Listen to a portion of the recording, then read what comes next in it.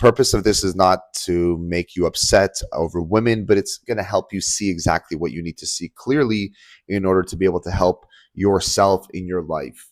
Because at the end of the day, if we don't understand, get how women's psychology works, it's not going to help us. It's not going to help anyone, because this is the reality, guys. Society is set up in a way that essentially makes men bend over backwards for women all the time. It's the way that we've grown up. It's the way that society has conditioned us. It's socio-engineering. And I know you've maybe heard about a talk before, but the reality is if we don't take the lessons we need to in order to understand how women work, relationships won't work out for us, because this stuff has been built into our mind from a young age without ever realizing, unless we've had healthy male role models that understand, have taught us how women work. And the reality is they haven't, at least not for 90% of the guys. So the purpose of me talking about this, the purpose of this book is to help educate you. I started doing this because I wanted to get educated on women. Why did I do this? Because I was trying to figure out why men and women differ so greatly in their ability to network. Okay. I went through a divorce. I ended up walking on eggshells. I had no ability or capability to work with my own emotions. I had no freaking boundaries, dude. And I realized that after I get divorced, I felt that women were like better equipped to deal with breakups and divorce, and they understood social systems better than us. The thing is that my perspective was incomplete. That's the reality of what went on. I thought that women were evolved further than us. I thought they were better at changing to an adapting world, and I thought that us men were in a stagnant state. That is just a result of socio-engineering that I'm talking about. I had a lot of internal pain, childhood traumas, no education on how, women acted. And I felt like men needed to shift and change our emotional culture, that we needed to catch up, which was complete crap. That's really not the situation. I mean, that's the way that society has kind of moved us to perceive relationships and perceive men. I was saying this happened after my divorce. I was like, you know what? I'm going to be the savior.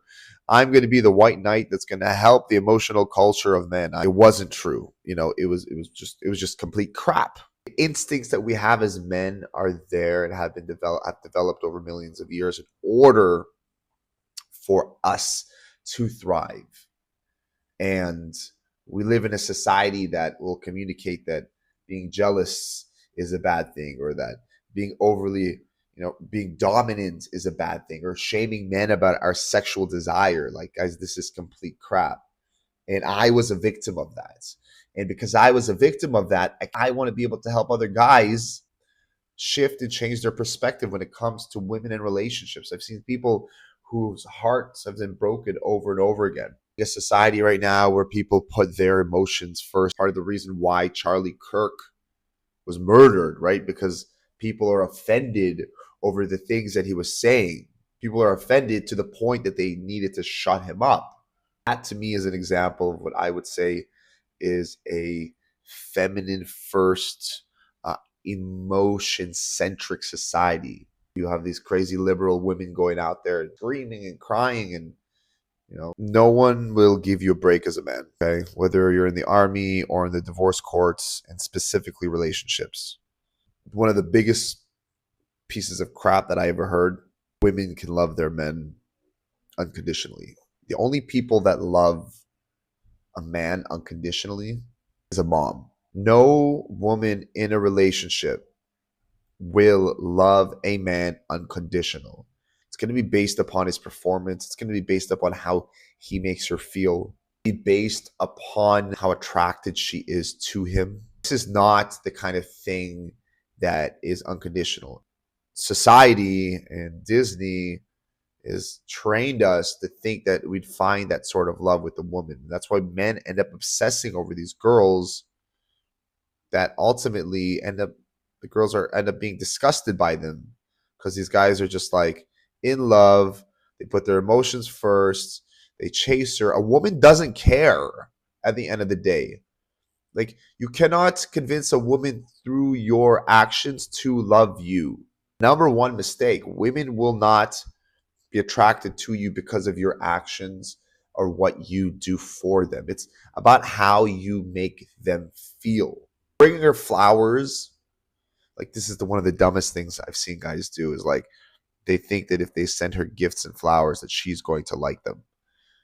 Love is not transactional. Love is something where a woman desires the man that she's with. It's not about what you're giving her. Don't let her tell you that either. I want to introduce some common lies that we're fed by society. These are lies. I took these out of Rich Cooper's book. Number one, women are oppressed. Number two, patriarchy is evil. Masculinity is toxic. All men are rapists. Women are victims. And women get paid less than men for the same work. None of this is true. It's a creation of a female first social order. It originates from a toxic form of femininity, and it's focused on dominance and male submission. We're the disposable sex. We've always been the disposable sex, right? In wars, we've been the disposable sex. When a woman gets sick of a man in a relationship, she does something called monkey branching. All right. Imagine a monkey swinging from one branch to another. He's holding on to one while he needs to get to the other. Disposable. In the courts, men are disposable. And the reality is in society, men have also felt that they've been disposable. You know, we're mission oriented. When we don't have a mission, or when we make a woman our mission, she leaves us, we feel like our mission is done. That's why men end up committing suicide. Going back to my story, when I had gotten divorced and I started to realize that there is this lopsided reality where emotions were the priority, I started to communicate these things online, right? I started posting content helping men after divorce, like on Facebook and around my friends and stuff like that. And as soon as I started doing that, people started labeling me a misogynist. Immediately, I was getting backlash from the people in my communities. I was getting backlash about the things that I was writing about. And it was like as if I had like hordes of these girls, wives usually, just pissed at me, you know, pissed that I was speaking out against certain things or speaking my mind. Dr. David Buss wrote about women's adversarial sexual strategies. And what he talked about is that the female mating strategy involves secrecy. Why does it involve secrecy? Well, it involves secrecy to ensure survival. Understand that if a woman who was mating with a certain man and maybe getting the care of another man within the tribe, the last thing she would want to do is let the man who's taking care of her and her baby know that the baby is not his. Pretty often, a woman may have found good genetics with a certain guy and, you know, maybe care and provision from another guy. In general, you'll find that about women is that they're, you know, that's why they're not public about who they're having sex with. They're not public. They're trying to keep their, you know, the way that they choose mates and their, you know, sexuality quite secret. This is where it comes from. As of 2019, 10% of children born to couples result from infidelity. Many animal species, including lions and chimpanzees, exhibit infanticide when a new male takes over. Women's need to keep their sexual strategies a secret is an instinct. So what happens is when a man starts talking about a female sexual strategy or speaks out against it, you'll often find backlash in communities of women.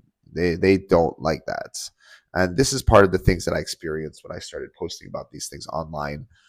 You know, after I got divorced, after I realized that I was being a simp, basically, paternity of children was usually unknown, right?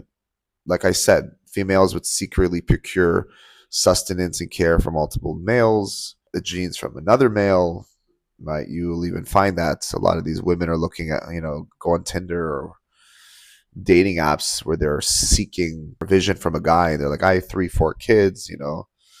That same type of woman will probably end up going out and finding a baby daddy from someone else.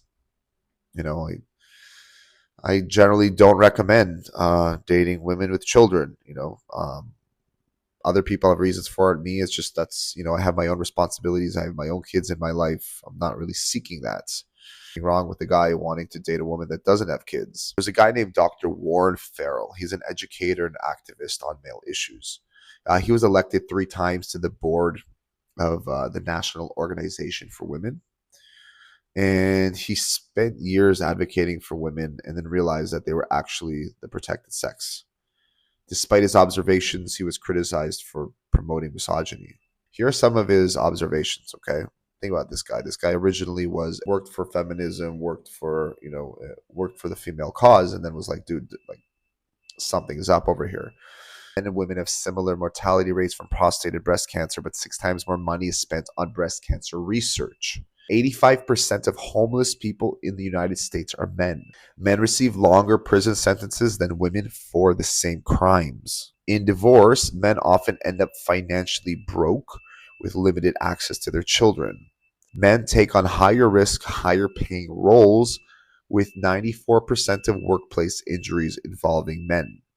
24 of the Fortune 500 companies are led by female CEOs, yet there is no push to get women into coal mines, offshore drilling, or garbage trucks. We're going to continue this talk about women coming first, my story, going through divorce, and then realizing this reality, men in society, and what you guys can do practically to become aware of this. Because when you're aware of this, you can make the right choices for yourself and your relationship. You'll have the upper hands in a society that really would like to kind of bring you down. It's about being a better person. It's about understanding the psychology of women. And it's also part of my journey building a business around doing what I really love, which is helping guys, helping girls, helping relationships, helping you understand yourself. Hit the subscribe button. I want you to like, I want you to share. I want you to comment and follow me on my journey while I'm doing this, because I don't think that there's a better time to do it. And I'm loving the capacity and ability to help you guys out. I'm going to drop a link to my book in the comments. The audio book is almost out. You could also sign up to the weekly dose, which is my weekly newsletter. I have a bunch of free stuff on the website there to help you, meditations, all that fun jazz. Next week or in the next video, we're going to continue running through the notes in my book and getting into more deep and interesting stuff regarding men, relationship, ourselves, and how to hack the system that's trying to keep you down. Much love, everybody. Catch you later.